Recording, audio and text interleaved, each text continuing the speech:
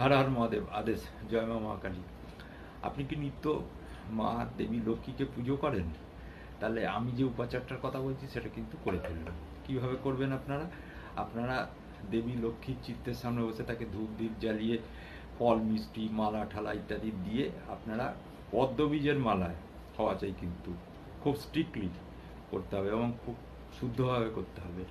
আপনারা লক্ষ্মী দেবীর এই বীজ মন্ত্রটা, এটা খুব মারাত্মক বীজ মন্ত্র, কিন্তু আপনি করে দেখুন, আমাকে বিশ্বাস করে দেখুন, আপনার 21 দিন বাদে দেখতে পাবেন আপনার কি রেজাল্ট হচ্ছে।